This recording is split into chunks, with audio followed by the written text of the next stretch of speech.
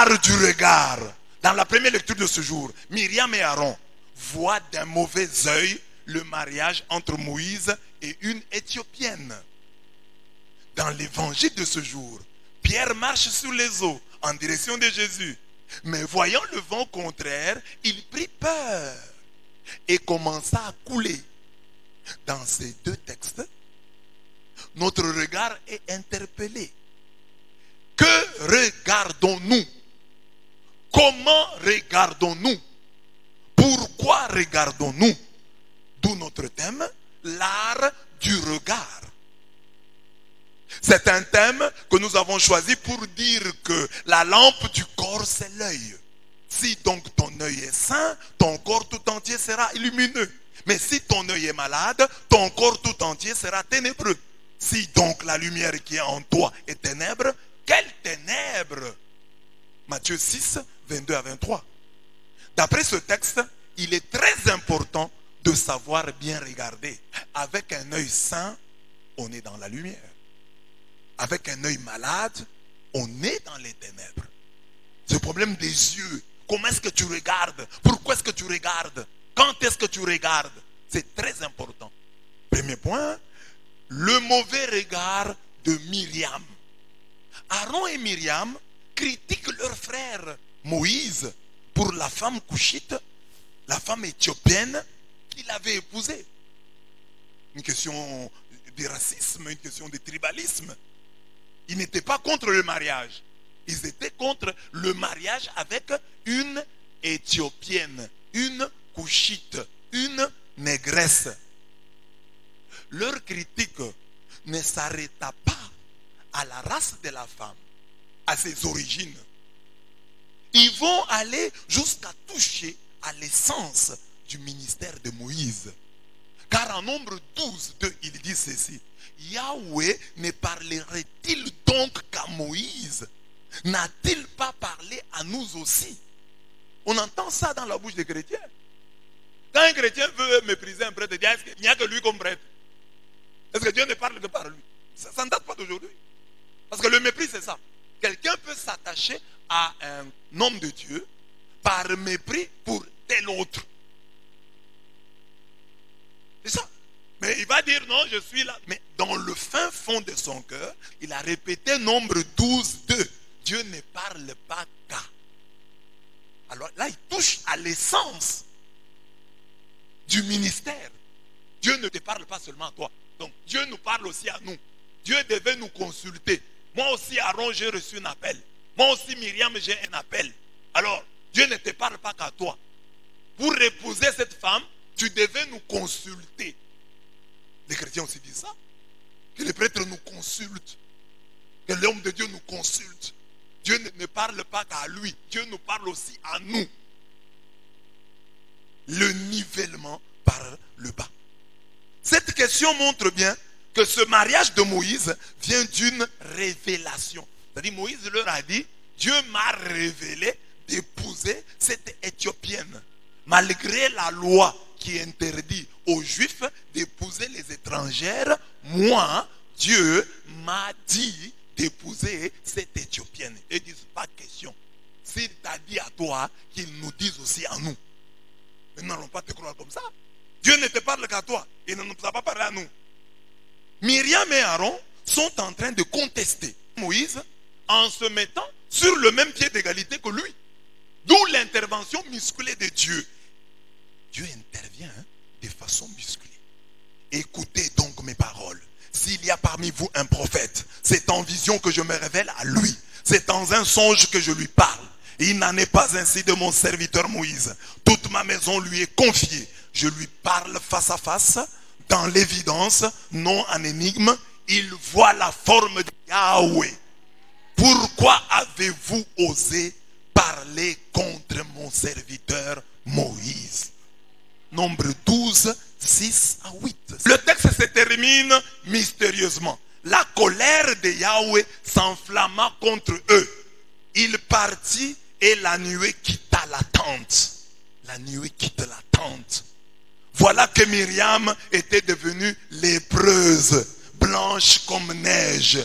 Aaron se tourna vers elle, elle était devenue lépreuse. Elle était devenue lépreuse.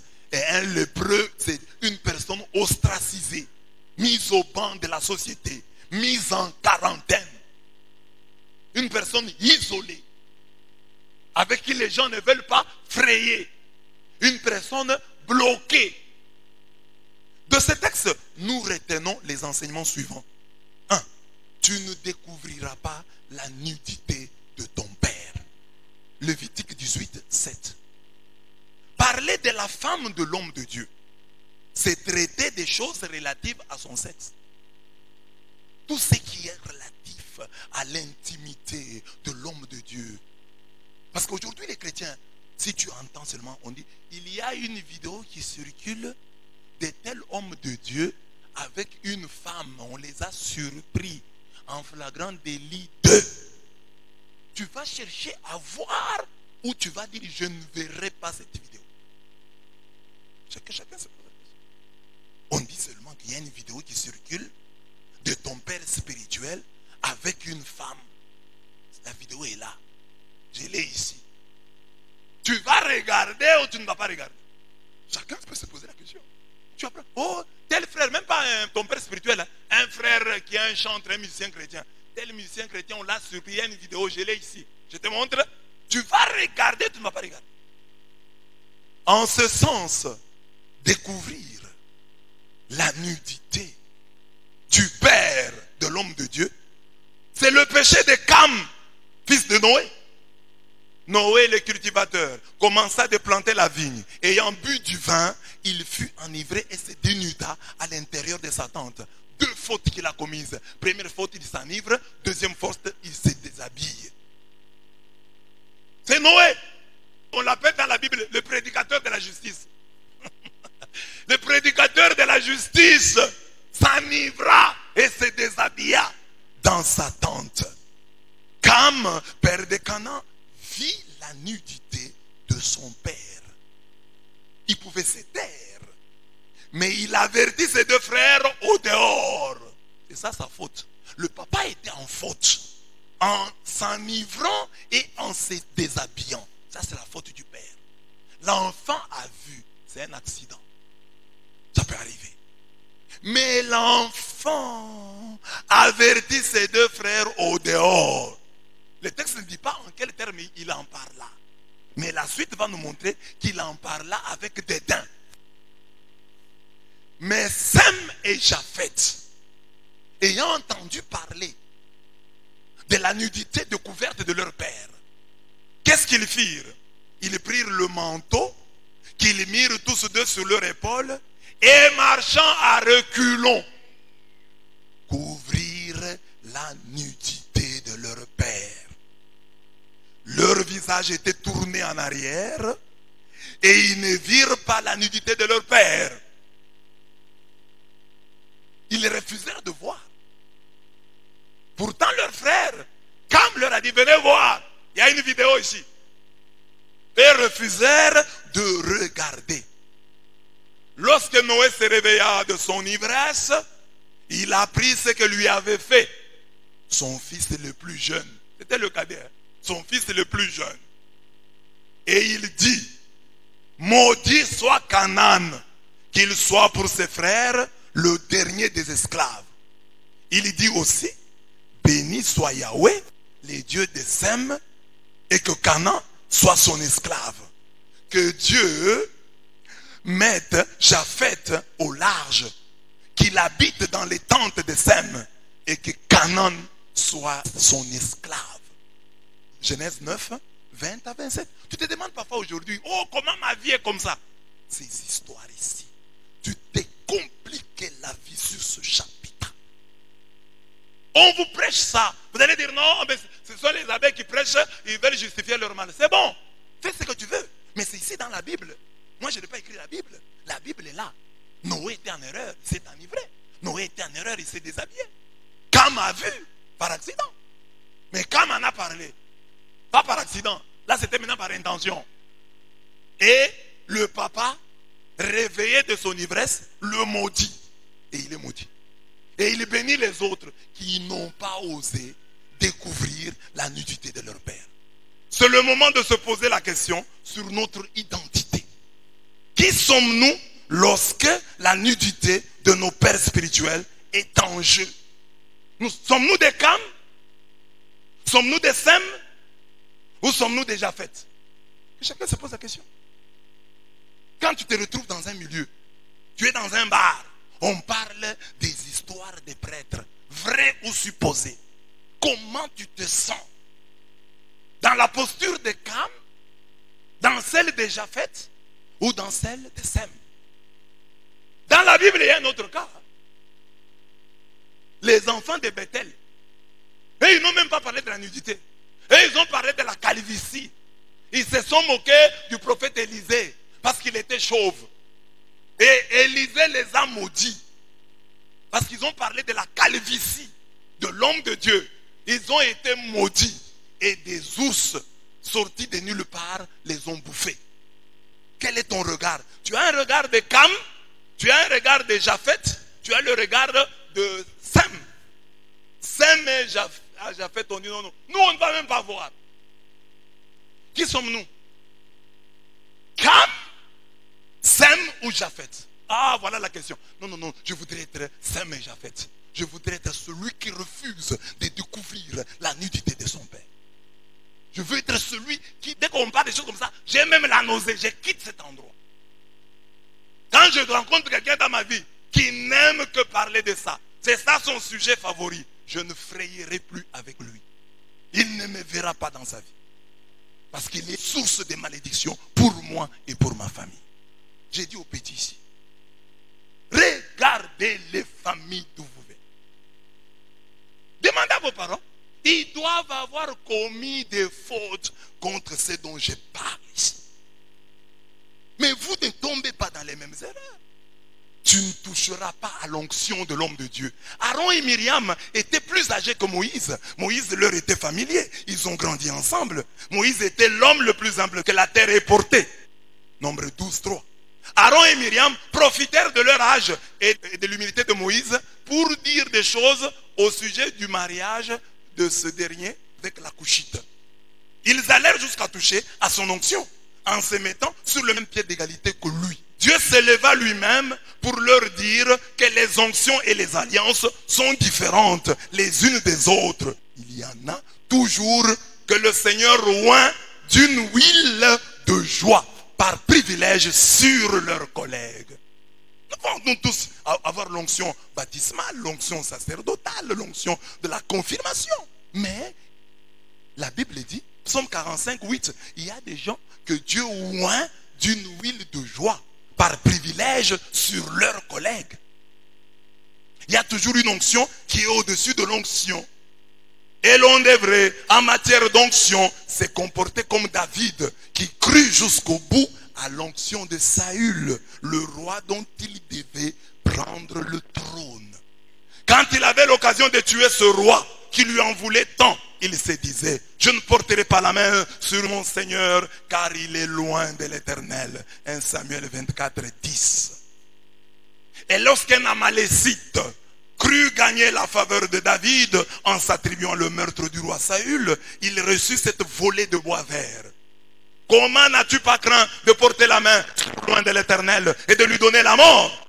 Et David appela l'un de ses gens et dit, approche et tue-le.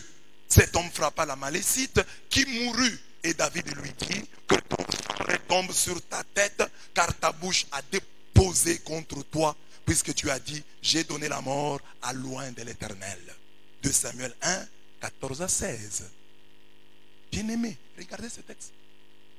Cette partie est belle. Saül est roi. Il combat David. Toi, ton pasteur ne te combat pas. Il te soutient. Il prie pour toi. Il jeûne même pour toi. Tu ne le sais pas. Il passe des nuits à prier pour toi. Il parle de toi à Dieu. Il ne va pas venir te le dire. Mais il le fait. Mais David est combattu par Saül. David a l'occasion de tuer Saül. Il dit non, je ne le tue pas. C'est un oint. Tuer, ce n'est pas seulement enfoncer un poignard dans le ventre. Mais tuer, ce n'est peut-être pas des paroles. Tuer, c'est ce que tu racontes là, dont tu n'as pas la preuve. Des soupçons, comme j'ai dit toujours. Le mal que tu soupçonnes, tu en parles. Le bien que tu vis, dont tu profites, tu n'en parles pas. Le bien dont tu es bénéficiaire, tu n'en parles pas. Mais le mal que tu soupçonnes, tu le sors en ce moment-là pour tuer le prophète, pour tuer son ministère. Parce que tu en as l'occasion. Parce qu'on peut te demander, ah Roméo, c'est toi qui pries là-bas. On apprend que. Alors Roméo, oui, moi aussi j'ai appris ça. Bon, on prie seulement. Voilà. Il vient de tuer, loin de Dieu. Au lieu de les défendre, il s'est tué. Ou il a défendu un peu. Ou il a défendu avec nuance. Ah non, c'est aussi un homme. Ah, voilà, ça suffit. Donc tu confirmes. Tu as la preuve. Mais David a une onction. Il a déjà reçu l'onction. Mais Saül est en train de partir. Il est fait un mandat. Dieu a déjà décrété que Saül ne régnera plus sur Israël. David a donc le droit de l'insulter, de l'injurier. C'est moi qui vais prendre le trône. Tu n'es rien, toi. Tu es fini. Dieu t'a rejeté. Mais cet homme que Dieu a rejeté, David dit non, je ne peux pas te faire du mal. Tu es un oint. David élève le oint qui le combat. Mais toi, tu diminues le oint qui te soutient. Le oint qui prie pour toi. Qui t'a fait tel et tel autre bien. Le oint qui souvent est ton dernier recours. Quand tu es au bout, oh, je n'ai plus d'argent. Oh, j'ai tel problème. Et mon enfant, ça ne va pas. Tu viens voir le prêtre. C'est ce oint-là qui, dans ta vie réelle, est ton dernier recours. J'ai demandé de l'argent aux membres de ma famille, personne ne m'a donné. Je vais voir monsieur l'abbé. J'ai donné des conseils à mon mari, il n'a pas compris. Je vais voir monsieur l'abbé. J'ai donné des conseils à ma femme, elle n'a pas compris. Je vais voir monsieur l'abbé. C'est celui-là que tu combats. Mais David, lui, élevait celui qui lui en voulait à mort. Celui qui voulait le tuer. Toi, tu combats celui qui cherche ta vie, ton bonheur. Regardez ici. Donc, un homme qui te combat, mais toi, tu respectes son onction. Ah, toi, tu as un homme qui te soutient. Mais toi, tu combats son onction. Mais ton jugement sera sévère. Tu seras condamné. Je ne porterai pas la main sur mon Seigneur, car il est loin de l'Éternel. Le prophète, c'est comme un bras. C'est quand on te le coupe que tu en ressens la valeur et l'importance. Quand tu as le bras ici, rarement tu vas dire merci à Dieu pour ton bras. Et le jour où on doit te couper le bras, je n'ai plus de bras, je suis devenu manchot, oui. C'est dont on ne peut parler, il faut le taire. La contestation d'Aaron et de Myriam est biblique, car elle porte sur la violation par Moïse d'Exode 34, 15 à 16. Donc, ils sont dans la Bible, ils sont dans les Écritures.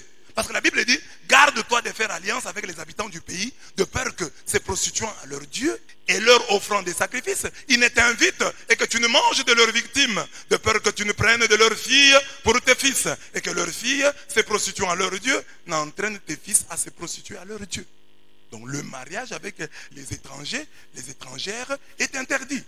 Et Deutéronome 7, 3, 4 dit la même chose. Tu ne contracteras point de mariage avec ces peuples. Tu ne donneras point tes filles à leurs fils. Et tu ne prendras point leurs filles pour tes fils. Car ils détourneraient de moi tes fils qui serviraient d'autres dieux. Et la colère de l'Éternel s'enflammerait contre vous. Il te détruirait promptement. Voilà. Dieu a interdit le mariage avec les étrangères. Donc Aaron et Myriam critiquent Moïse sur un fond, une base biblique. Mais ils ignoraient que Dieu parle tantôt d'une manière, tantôt d'une autre. N'a-t-il pas parlé, prêché avec la nudité d'Isaïe, qui passa 3 ans de son ministère prophétique dans la peau d'Adam? Isaïe 20 à 6. Le prophète Isaïe, pendant 3 ans, a prêché nu, sur recommandation de l'Éternel. La parole de Dieu nous interdit toute impudicité. Tout manque de pudeur est condamné par la parole de Dieu. Alors, mais la même parole de Dieu qui condamne l'impudeur a intimé l'ordre à Isaïe de se promener 3 ans durant nu. Et toi, tu ne sais pas la révélation. Tu ne sais pas. Dieu a utilisé la nudité d'Isaïe pendant 3 ans comme lutin, comme lieu de prédication. Et toi, tu ne sais pas. C'est ça la question de la révélation. Dieu ne parle plus qu'à Moïse. Mais est-ce que tu as le même appel que Moïse? Est-ce que tu as le même appel que Moïse? Tu es Aaron.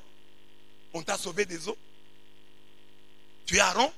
Tu as grandi chez la princesse. Tu as grandi chez Pharaon. Myriam et Aaron ignoraient que Dieu pouvait demander au prophète Osée d'épouser une femme prostituée. Va prendre une femme prostituée et des enfants de prostitution, car le pays se prostitue. Il abandonne l'Éternel. Osée 1, 2. Va encore et aime une femme aimée d'un amant et adultère. Aime-la comme l'Éternel aime les enfants d'Israël, qui se tournent vers d'autres dieux et qui aiment les gâteaux des raisins. Osée 3, 1. Si les yeux d'Aaron et Myriam étaient bons, ils verraient dans ce mariage entre Moïse et une païenne l'annonce du mariage entre le Christ, le nouveau Moïse, et l'Église, le peuple des païens. Donc, comme Moïse était un prophète et un type du Christ, Dieu a voulu, à travers ce mariage étrange, annoncer une parole, prêcher Israël et lui dire, le nouveau Moïse qui viendra épousera les nations. C'est ça qui fait que nous nous retrouvons dans l'église. Nous sommes des Couchites, nous sommes des Noirs. Mais nous chantons que Jésus est notre époux, que Jésus est notre mari. Aaron et Myriam étaient loin de se l'imaginer, d'y penser, d'y croire. Mais Dieu l'avait fait. Je vous ai toujours dit, ici et ailleurs, que ce qui arrive aux prophètes est toujours prophétique. Même sa chute, même sa misère, même sa faim. Si tu es un enfant de Dieu spirituel, tu vas comprendre. Parce que Dieu parle tantôt d'une manière, tantôt d'une autre. Est-ce qu'aujourd'hui, nous ne prêchons pas sous la colère de Moïse? La colère, est-ce une qualité ou un défaut? C'est un défaut. Mais aujourd'hui, nous pouvons prêcher, on peut donner le thème, la colère de Moïse, et prêcher là-dessus. Et convertir les gens à partir de la colère de Moïse. Vous voyez Moïse, il s'est fâché. Et Dieu lui a dit, tu n'entreras pas dans la terre promise. Mais Moïse est au ciel. Il n'est pas entré dans la terre promise. Et ça devient un enseignement pour nous. Quelqu'un peut abandonner la colère, se souvenant de celle de Moïse, comment elle lui a fait rater l'entrée dans la terre promise. Dieu utilise les péchés des siens pour prêcher. Et voilà, regardez ce que tu as fait mon serviteur, parce qu'il avait fait ceci. Ne le faites pas, parce que ça vous arrivera aussi. C'est ça Isaïe nu. Vous voyez Isaïe, il est nu. C'est comme ça que vous allez fuir aussi nu. Et Dieu pouvait le dire par des paroles. Mais Dieu lui dit à travers le corps nu du prophète. Et ça, il faut entrer dans le prophétique pour comprendre cela. Il faut entrer dans une autre dimension pour comprendre que Dieu me prêche même à travers ça. Dieu me prêche à travers sa présence. Dieu me prêche à travers son absence. Je sens comme si Dieu n'était pas là. C'est une prédication. Je sens que Dieu est là. C'est une prédication. Dieu parle tantôt d'une manière, tantôt d'une autre. Et on ne fait pas attention. Jésus donc est le nouveau Moïse qui va épouser le peuple des païens. Voilà pourquoi on dit, réjouissons-nous et soyons dans l'allégresse, donnons-lui gloire, car les noces de l'agneau sont venues et son épouse s'est préparée. Il lui a été donné de se revêtir d'un fin lin éclatant pur, car le fin lin, ce sont les œuvres justes des saints. Et l'ange me dit, écrit, heureux ceux qui sont appelés au festin de noces de l'agneau. Il me dit, ces paroles sont les véritables paroles de Dieu. Apocalypse 19, 7 à 9. Chaque jour à la messe, heureux les invités aux noces de l'agneau. C'est-à-dire que c'est nous, les peuples des païens, qui sommes aujourd'hui invités aux noces de l'agneau. Donc au mariage avec le nouveau Moïse qui est Jésus-Christ. Et c'est ça qu'annonçait le mariage entre Moïse et cette Éthiopienne. Et Aaron et Myriam n'ayant pas reçu la révélation. Tu mourras à petit feu. Beaucoup, parce qu'ils ne sont pas morts, croient que Dieu approuve leur calomnie et leur médisance contre les hommes de Dieu. Les Balouba disent, ce n'est pas le jour où tu consommes le crapaud que tu en mourras. Tu mourras après. Tu mourras à petit feu. Tu meurs à petit feu. Tu meurs petit à petit. Que l'histoire de Myriam nous donne des leçons. n'eût été l'intervention de Moïse, cette lèpre la tuerait, lentement mais sûrement. La lèpre est une maladie qui nous met en quarantaine, qui nous ostracise et nous tue discrètement. C'est le crachat de Dieu à notre visage. Crachat qui ne s'enlève que par la confession de l'offenseur et l'intercession de l'offensé. Donc, quand tu critiques l'homme de Dieu, Dieu crache sur ton visage. Chaque fois que tu craches sur l'homme de Dieu, Dieu crache sur ton visage. Et quand Dieu crache sur ton visage, tu entres en quarantaine. Tu es bloqué. Pour sortir de la quarantaine, il faut que tu demandes pardon à l'homme de Dieu que tu as offensé, ou qu'on demande pardon pour toi, et que l'homme offensé prononce sur toi une parole de vie. Il faut qu'il prononce pour toi un réma. Détruis la réputation de l'homme de Dieu. Tu continues à vivre dans cette église-là. Tu n'as jamais demandé pardon à cet homme de Dieu-là, mais tu vis toujours là et tu espères que le Dieu de cet homme va te bénir. Non! Lisez le texte et relisez-le. Je vais le relire pour vous. Écoutez. Aaron tourna vers Myriam et voici qu'elle était lépreuse. Il dit alors à Moïse, je t'en supplie, mon Seigneur. Moïse qui était son petit frère. Maintenant il dit, je t'en supplie, mon Seigneur. Ne fais pas retomber sur nous ce péché que nous avons eu la folie de commettre.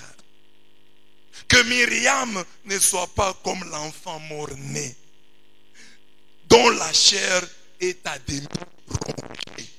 Il décrit ce qu'elle était devenue. Comme un mort-né dont la chair est rongée. Lorsqu'il sort du sein de sa mère, Moïse cria vers le Seigneur.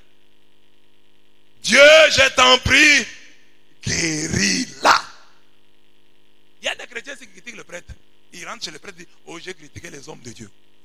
Je vous ai critiqué, vous. Bénissez-moi, mon Père. Mais toi, tu as critiqué les hommes de Dieu et tu as continué à vivre avec eux comme si de rien n'était.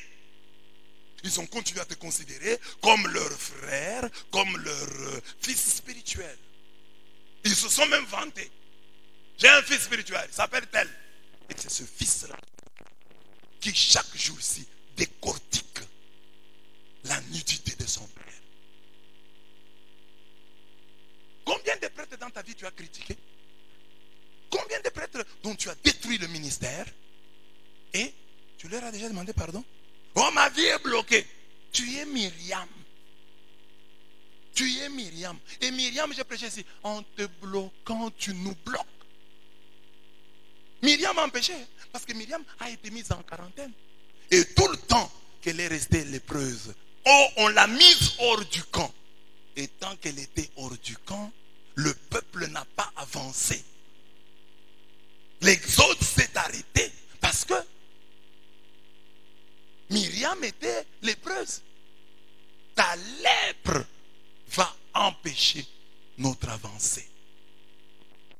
C'est-à-dire, l'homme qui vient chez toi avec des critiques, avec les histoires sur les hommes de Dieu, l'homme qui vient chez toi qui critique les hommes de Dieu, cet homme-là te crée des problèmes.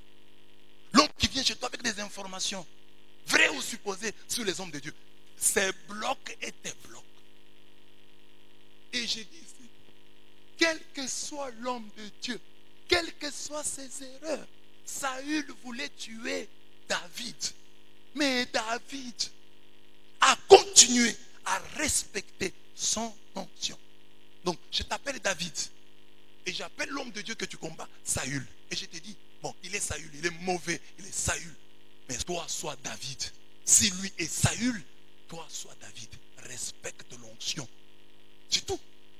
Comme toi, tu es saint, c'est toi le David. Comme lui est mauvais, lui est Saül. Respecte-le. Si tu connais la Bible, si tu crois aux Écritures, fais cela. Amen. Pierre.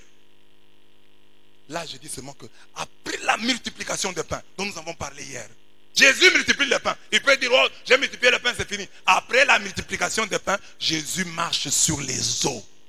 Il y a une leçon là pour nous. Et quand Jésus marche sous les eaux, Pierre aussi veut dire, Seigneur, moi aussi je vais marcher. On dit, marche. Il marche, il fait un pas, il fait deux pas. Mais au lieu de regarder Jésus, l'art du regard.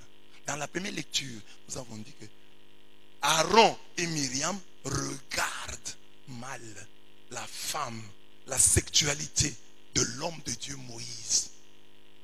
Dans la deuxième lecture, Pierre regarde le vent au lieu de regarder le Christ. Et quand il regarde le vent, il sombre, il s'enfonce dans la mer. Alors je dis, il faut avoir l'art du regard. Que dois-je regarder? Qui dois-je regarder? Dans un homme de Dieu, qu'est-ce que moi je dois regarder? Ah, je m'attache au bien. Je m'attache à son alliance. Je m'attache à son onction. Je m'attache à ce qu'il a de bon. Donc, chez lui, je retiens ça. C'est ça qu'il faut dire. Si chaque prêtre veut dire, de tel prêtre, je retiens ça. Il est mon modèle en. C'est peut-être pour ça que Dieu l'a envoyé. J'ai déjà prêché ici. Qui connaît une seule prédication de Samson? Samson a prêché disant quoi? On ne connaît pas les prédications de Samson. Mais c'est un serviteur de Dieu. Samson, son travail, c'était frapper les Philistins. Leur donner des coups. C'est sur ça qu'on prêche. Quand on dit, aujourd'hui nous allons lire l'histoire de Samson. Attendez-vous à des coups. Il va frapper quelqu'un là. C'est ça. Alors, chez chaque homme de Dieu, il y a quelque chose qui doit t'aider. Prends ça. L'art du regard. Voilà. Ici, j'ai seulement 3 points. Premier point. Que toute bénédiction soit accompagnée de puissance. Dieu te donne le pain. Il y a des gens ici qui mangent chez eux. Hein? À la maison, il y a quand même le repas. Mais maintenant, qu'est-ce qui vient faire le miracle de la marche sur les eaux? Dieu dit, c'est bien. Si tu as le pain, très bien. Mais marche aussi sur les eaux. Parce que si tu ne marches pas sur les eaux, ton pain là va disparaître. C'est-à-dire, acquiert de Dieu une puissance qui te permettra de te maintenir dans le surnaturel. Parce que tu as le pain aujourd'hui. Qu'est-ce qui prouve que tu mangeras le pain chaque vie? Parce que dès que tu as le pain, les forces, les puissances de l'enfer s'élèvent. Chez lui, on mange. Chez lui, on a ceci, on a cela. En tout cas, on va les combattre. Alors voilà pourquoi, après la multiplication des pains, il y a la marche sur les eaux. Pour te dire, oui, tu manges. Chez toi, c'est bien. Tu as la sécurité. Tu as le loyer. Tu as la maison. Tu payes bien. Tu n'as pas de problème. Tes enfants ont des frais académiques, frais scolaires. Très bien. Mais, ça va continuer dans ta famille? Si tu veux que ça continue, demande à Dieu la puissance. Parce que dès que tu as le pain, les esprits, les forces de l'enfer s'élèvent et disent, cet homme doit retourner dans la vie de pauvreté. Et voilà pourquoi il faut que toi tu sois capable de marcher sur les eaux. Tu es capable de marcher sur les eaux, c'est-à-dire de maintenir, de préserver ta bénédiction, ton pain. Amen. Dis à ton voisin, tu as le pain, marche sur les eaux. Ah, sécurise ton pain en marchant sur les... Sécurise ton pain en marchant sur les eaux. Donc acquiert la puissance. Ne te contente pas de manger du pain. Oh, j'ai du pain chez nous. Oh, mon papa a du pain. Cherche la puissance. Parce qu'il y a des ennemis qui te réclament. Qui ne trouvent pas normal qu'il y ait du pain chez toi. Qui trouvent anormal que toi tu aies toujours du pain à manger. Que tu manges du 1er au 31. Ils ne sont pas contents. Voilà pourquoi tu dois chercher la puissance qui te permettra de te maintenir dans la bénédiction. Que ta bénédiction soit accompagnée de puissance. Ne mange pas seulement, mais deviens fort. Ton Dieu ordonne que tu sois puissant. Ton Dieu ordonne que tu sois puissant. Que personne ne te ravisse le pain que Dieu t'a donné. Amen. Tu travailles quelque part. Toi, tu es bien. Mais au bout d'un temps, ce contrat-là prend fin. Ça ne dépend pas de toi. Le contrat a pris fin. Maintenant, les esprits qui te réclamaient, le contrat a pris fin. On va voir maintenant comment il va marcher. Il faut que ton Dieu te rassure que mon enfant, lorsque tu perdras ce travail, je t'en donnerai un autre. Je t'en donnerai un autre. Tu ne mourras pas de faim. Il ne manquera pas chez toi à manger. Il y a des gens qui avaient à la maison des sacs et des sacs de farine. Dans le congélateur, du poisson. Et aujourd'hui, il y en a pas. Ils ont même vendu le congélateur. Vous voyez, les esprits là, qui te réclamaient, ont réussi. Alors que toi, tu devrais, après la multiplication des pains, marcher sur les eaux. Les Juifs sont convaincus que dans les eaux, il y a un esprit, un monstre nommé le Léviathan. Alors quand Jésus marche sur les eaux, il marche sur ce monstre-là. Marche sur les eaux. Marche sur les eaux. Marche sur les eaux. Ta vie donc doit devenir une démonstration de puissance. Démonstration de puissance. Tu dois devenir le lion accroupi que personne ne fait lever. Genèse 49, 9. Le lion de la tribu de Juda, c'est un lion qui, lorsqu'il s'accroupit, personne ne peut le faire lever. Il a sa proie, personne ne peut la lui arracher. Que personne ne t'arrache ta bénédiction. Tu t'habilles, habille-toi.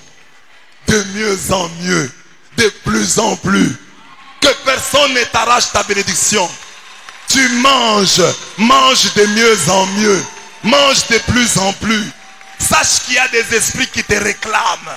Comment lui mange, comment lui s'habille. Voilà pourquoi tu as le devoir, après avoir porté les habits, de marcher sur les eaux. Tu as le devoir, après avoir bien mangé, de marcher sur les eaux. Tu as payé une maison. Oh, maintiens-toi dans cette bénédiction. Deviens puissant pour que personne ne te l'arrache. Achète une autre maison.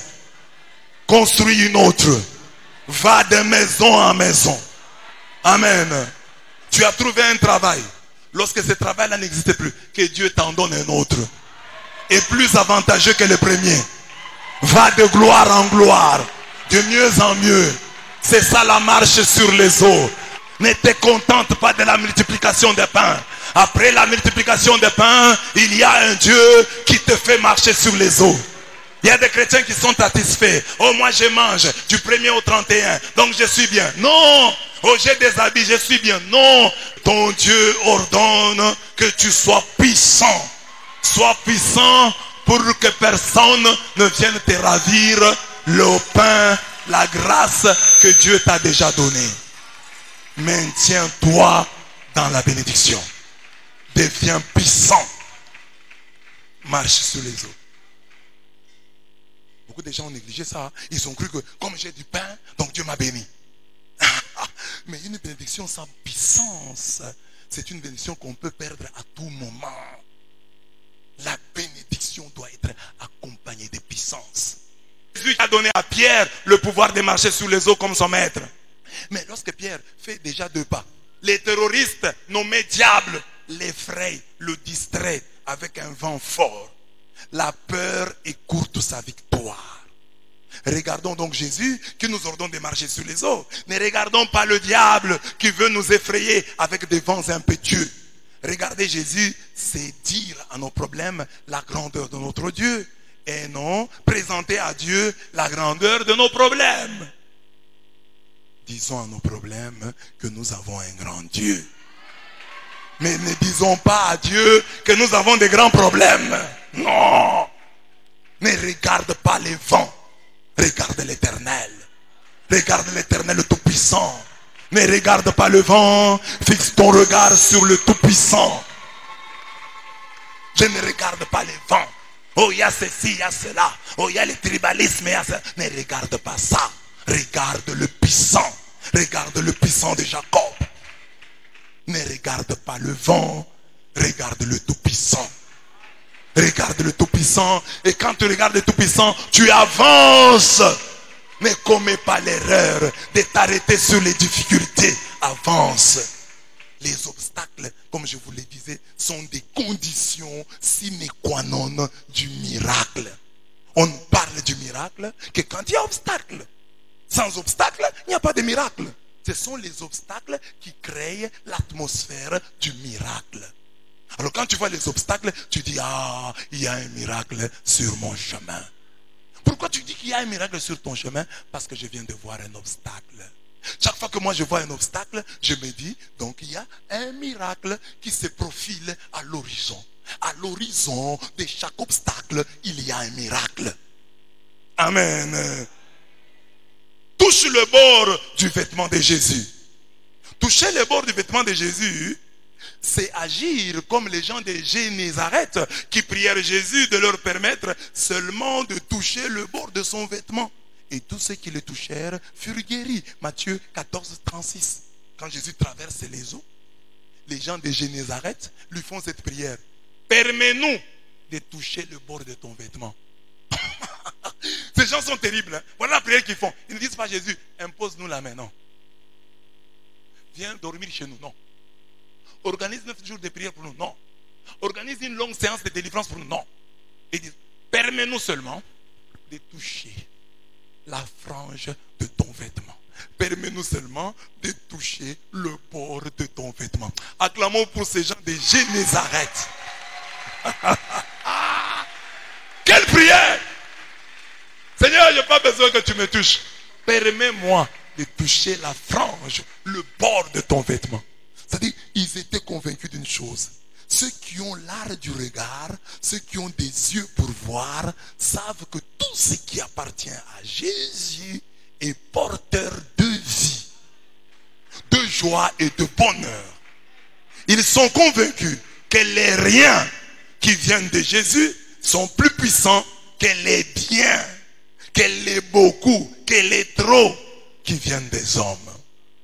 Les riens qui viennent de Jésus vont te faire du bien. Les riens qui viennent de Jésus vont te faire du bien. C'est pourquoi la salive de Jésus guérit. La main de Jésus guérit. Même l'ombre de Pierre guérit. Le corps de Paul guérit. C'est pour dire, quand tu vas chez Dieu, montre-lui que ce que tu demandes, c'est facile. Papa, il suffit que je touche le bord de ton vêtement, ça va aller. Quand tu pries, ne montre pas à Dieu que ton cas est désespéré. Montre à Dieu que ton cas est facile. Il faut que tu facilites la tâche à Dieu. Tu dis à Dieu, Seigneur, tu as fait ceci, tu as fait cela. Ça c'est facile. Comme David devant Goliath. J'ai tué un lion, j'ai tué un ours, j'ai tué le Goliath. Alors, toi aussi, tu as un problème? Dis à Dieu, Seigneur, c'est facile. Seigneur, ce que je te demande là, c'est facile. C'est facile. Je te demande le mariage. Seigneur, je suis sûr que dans ce monde, il y a un homme qui cherche une femme comme moi. Il y a un homme qui va accepter une femme comme moi. Avec mes défauts ici, il va m'aimer. Il existe.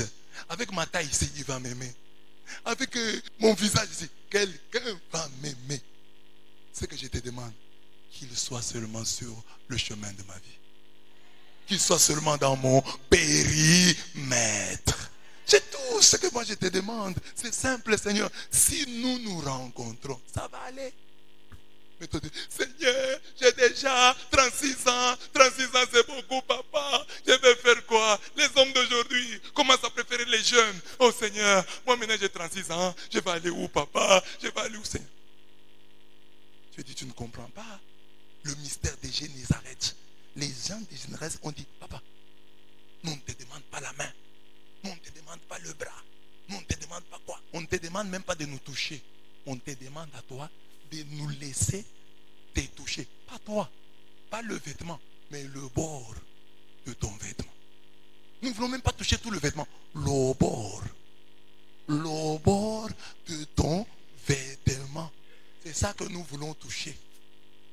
Et cette femme-là, aux écoulements de sang, l'hémorroïde de la Bible, c'est ça qu'elle s'est dit. Si je touche la frange de son vêtement, je serai guéri. Elle a touché et elle a été guérie. Les dieux qui multiplient les pains, qui marchent sur les eaux, lui il marche sur les eaux, il dit, toi si tu peux marcher, c'est Dieu l'a dit. Tout cela s'obtient facilement. Crois en cela. Crois en cela. Ce sont les hommes qui compliquent les choses, mais Dieu ne les complique pas. Touche le bord de son vêtement, tu seras guéri. Crois qu'un petit rien de Dieu peut te sauver. Crois qu'un je vous salue Marie peut faire des choses. Crois que la communion au Saint-Sacrement va faire des choses. Crois que l'écoute de la parole de Dieu va faire des choses. Ne pense pas que pour te guérir, Dieu a besoin de beaucoup. Ne tombe pas dans le piège de Naaman. Naaman a cru que pour être guéri, il fallait que le prophète descende et fasse toute une série de cérémonies sur lui. Il a dit non, on va te jeter au Jourdain. Pour te guérir, crois que Dieu n'a pas besoin de beaucoup. Crois qu'aujourd'hui, dans cette église, dans cette prière, c'est par ce qui est le plus simple que tu peux négliger. C'est par là que Dieu passera pour te guérir. J'ai dit aux gens, Dieu peut te délivrer à travers un chant. Toi tu négliges le chant. On commence seulement le chant. Mais toi tu négliges. C'est ce chant-là. Tu devais chanter 3 fois avec ferveur et tu serais délivré. Ça peut être le signe de croix. Le signe de croix. Ah, ça c'est la prière. Oui, c'est la prière. Le signe de croix que toi tu négliges là, c'est comme le ballon. On peut te donner un ballon, tu n'en feras rien. Mais le même ballon, sur le pied de Messi, sur le pied de Cristiano Ronaldo, c'est des milliards. Le ballon de basket dans les mains de Magic Johnson, c'est des milliards de dollars. C'est le même ballon. C'est le même ballon. On peut te donner la raquette là de tennis. Dans les mains de Rafael Nadal, de Djokovic. Ce sont des milliards. Mais toi, on peut te donner. Tu vas commencer à utiliser ça pour te vanter. C'est pourquoi les gens disent, oh, moi j'ai cité le nom de Jésus. J'ai cité le nom de Jésus, je n'ai rien vu. Qui cite le nom de Jésus? Toi. Avec quelle intention? Ces gens de Génézareth, leur foi leur a dit, la frange de son vêtement va vous guérir. Faites-lui cette prière-là. Papa, permets-nous de toucher la frange. Jésus lui-même, je crois, il était étonné. Vous voulez tellement toucher la frange? Touchez. Pas le vêtement et la frange. Facilite les choses à Dieu. N'aggrave jamais les problèmes. Il est le Dieu des 1000 moyens. Tu dois donc lui faire confiance. Il n'a pas besoin de commencer à dire tout, détailler. Voilà, c'est comme ça. Non. Dans cette parole, il dit, crois aussi que dans la frange, il y a tout. Touche la frange de son vêtement. Quand tu es devant les démons, chasse-le avec force et vigueur. Mais quand Jésus est là, touche la frange de son vêtement. Que Dieu vous bénisse.